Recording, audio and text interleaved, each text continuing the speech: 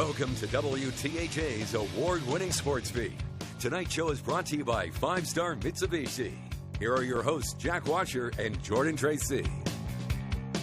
Hello, it's week 3 of Sportsbeat, the week that, Jordan, everyone is now sort of welcomed to the party. Jack Washer, Jordan Tracy to my left. Hey, you know, the mid-pen is here. That means Altoona and State College can now begin. State College, granted, has to wait a week. But they're still coming. They're coming to the party. They're coming to the party. But Toontown, come on down. We start off in Altoona. They're hosting Cumberland Valley. Let's start in the first quarter. Marcus Day scores the opening touchdown. Look how big he is, Altoona Jordan. off strong.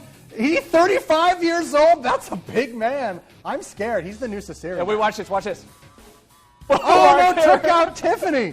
My goodness, what a play there. First quarter, later, Ethan Strope in the first quarter scores again for the Mountain Lions. Altoona opening it up with a win, baby, 28-14. Woo! Let's keep it going to Memorial Stadium. It's not Mansion Park capacity, but plenty more fans in the stands to watch Bellwood take on Glendale. First quarter, Zach Mallon takes the toss around the right side, a jump cut, foot in the ground, and he's gone 40 yards to Pater. That made it 6-0 Blue Devils. Later in the quarter, Bellwood knocking on the door again. Mallon in for his second of 4 touchdowns on the day as Bellwood wins at 47-0 the final. Let's move on. Jeff Hohenstein and the Central Dragons rolled into that's Phillipsburg to take on the resurging Mountie Central at 26-0 in the third quarter when Hohenstein shows off his arm with this deep strike to Josh Beisinger, who finishes it off 62 yards for the score. Later, it's Hohenstein showing he can dance. Look at this. Jitterbugs in the pocket, rolling out away from the 2 linemen, throwing on up for Beisinger again, who makes the catch sandwiched between 2 defenders. What a play. He was ruled down at the 1, but Parker Gregg would go on to score on the next play. The Dragons take down the Mounties. Let's see the score there. 40-14. Hohenstein, 299 yards and 5 touchdowns. All right, the Cougars and Tigers getting together at Buck Swank tonight. It's Hollidaysburg and Palmyra. First series for Palmyra. Just the third play of the campaign. Seth Robertson drops the sack, regathers it, but he might have wished he didn't fire it across the middle because it's intercepted by Nick Chisholm, and Chisholm's got space all the way for a pick 6, and just like that, it's 7-0 Hollidaysburg. Later in the half, Hollidaysburg on the move again. Bryce Martelacki shedding off dudes left and right, extends in for the touchdown, and it was that kind of night as the Golden Tigers pick up their first win of the season, 42-21 the final. Take that, Harrisburg. Yeah, you take that. Bishop Guilfoyle making the trip to Somerset County to take on the Golden Eagles. Starting in the third quarter, Somerset's Ethan Heminger takes the handoff, rumbles right for the first down, but this day would belong to the Marauders. Later in the quarter, Connor Kieswetter drops back, looks over the middle, and finds Hayden Gardner for the score. Guilfoyle up 31-7. Later in the fourth, Drew Abraham running up the middle, and he is gone. 65 yards for the squirrel, whatever. Guilfoyle wins big, 45-14. All right, coming up next, it's our game of the week, and it's rivalry edition style. Bishop McCourt and Richland squaring off. Let's take a look at other scores before we go to the break. Juniata Valley beats Everett 65-13. Chestnut Ridge rolling over Forest Hills 48-16. Game of the week's next. Jack, you know rivalries. Aren't they just fun? They are fun, and but this is kind of uncharted territory for Richland. They lost a regular season game last week. Yes. That's odd. They haven't done that since 2017.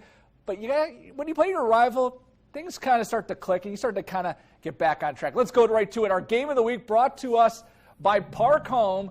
Richland kept its attendance at 850 people tonight, and well, everyone showed up in all black as the Richland Rams showed up in the all black uniforms. Pretty baller.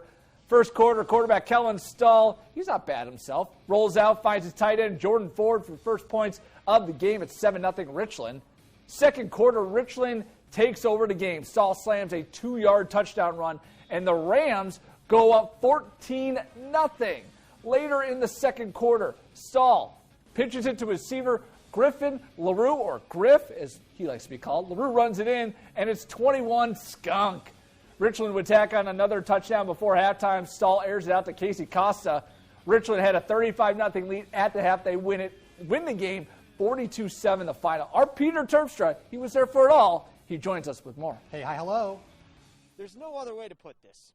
in a crosstown rivalry game, it was a total and complete corn kicking by the Richland Rams. It was amazing. Every second from start to finish was the best feeling of my life. Our defense did a very good job, especially having our two best defensive players hurt. So younger guys stepped up, and we just all around had a great performance. We had a tough opening week schedule with BG and then Bedford.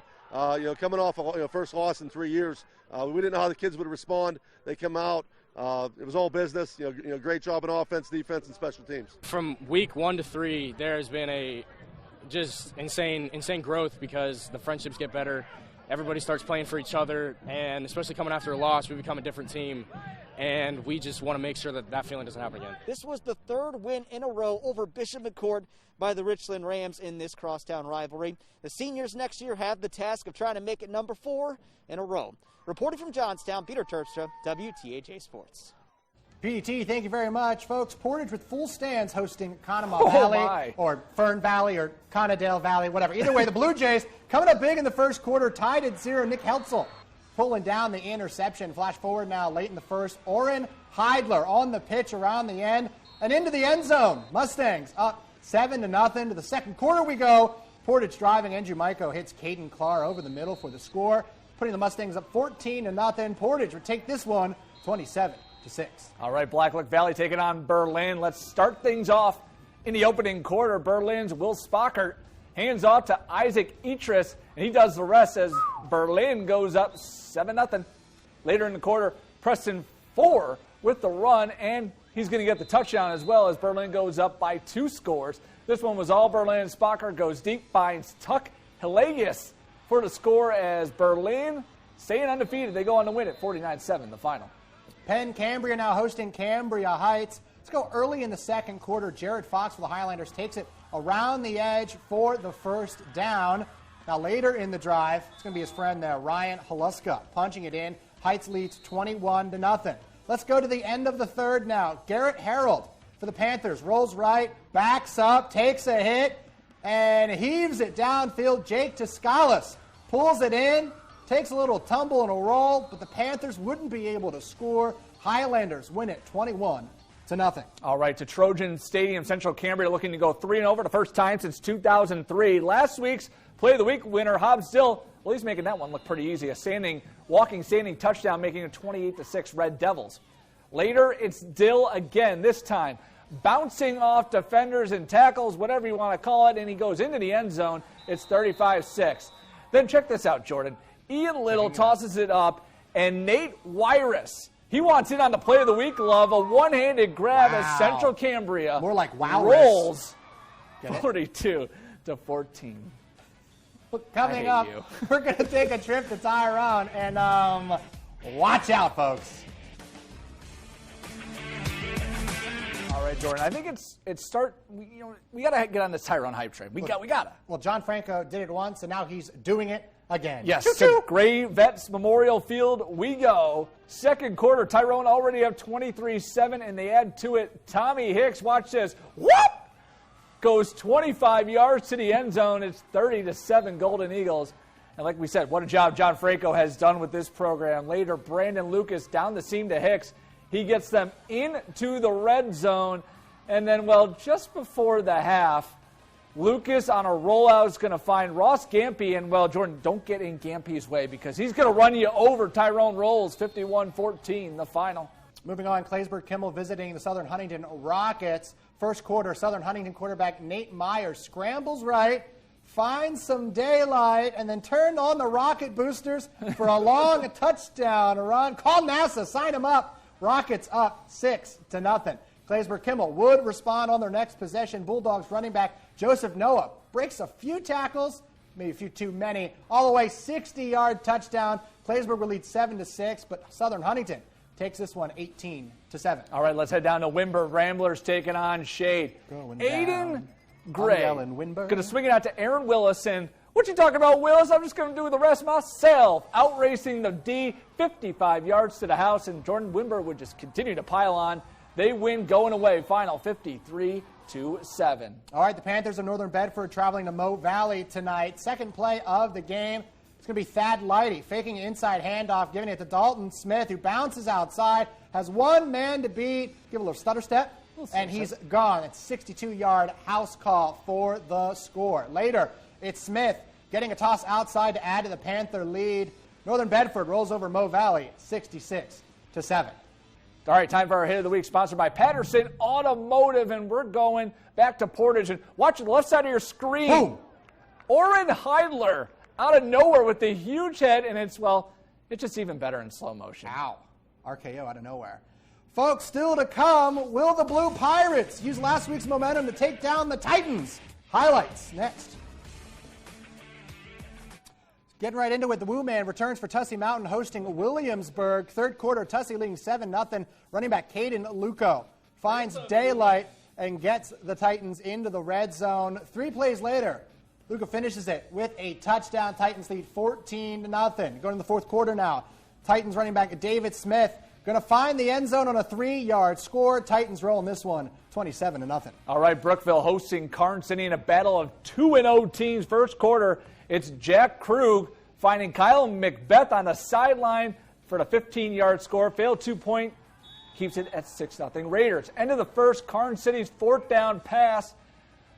You got to get the first down here, but not if it's intercepted by McBeth. Give me a McBeth line or something. To the second quarter, now it's Krug. This time to Robert Keith for the 15-yard score. 12-0 Raiders. After that, they go on to win at 44-0, the final. Heading to Du Bois, where they host Punxsutawney. Beavers up 7-0 at the half. Du Bois gets the big stop here on the third. Bobby Kennis with the tackle. Fourth quarter now, it's Zach Henry for Du Bois, bursting through the middle, and he is off. He's going to go 50 yards until he's finally pushed out at the 1-yard line, but he's going to finish the job for himself for the score. Du Bois wins it 24-0. Time now for a standout of the week, brought to you by Sisney and O'Donnell. This is Richland Cedar Jaden Kinsley. His teammates love his energy, and he might not play much, but tonight he got in the game for the fourth quarter and picked up a first down. He's a fan favorite, small in stature with a big heart. Congrats, Jaden. Way to run. Folks, stay with us. Play of the Week's next. Time now for our Drive of the Week, sponsored by Speedy Furniture. For that, we go back to Du Bois. Fourth quarter, Zach Henry breaks off that 50-yard run that takes the Beavers down to the 1. He would finish the job for himself for the score. That is our drive of the game. Time for our Player of the Week, brought to us by Walker & Walker Equipment, and it's Zach Mellon from Bellwood Annis, and he had himself one heck of a game. 11 carries, 153 yards, and 4 touchdowns. Zach Mellon, Player of the Week. And for our Play of the Week, brought to us by Belding and Mull, Nate Wyrus, or as I called him, Wowrus, with a one-handed grab. Look at this, folks. Central Cambria, 2 weeks in a row. That is our Play of the Week. How about that, Jack? A very eventful week 3. They're just one-upping each other and whatnot. My turn, your turn, my turn. Yeah. It's really exciting to have football back, Mid-Penn's back, and State College back next week. We are so excited. See you on Sportsbeat Plus. See you at 11:45.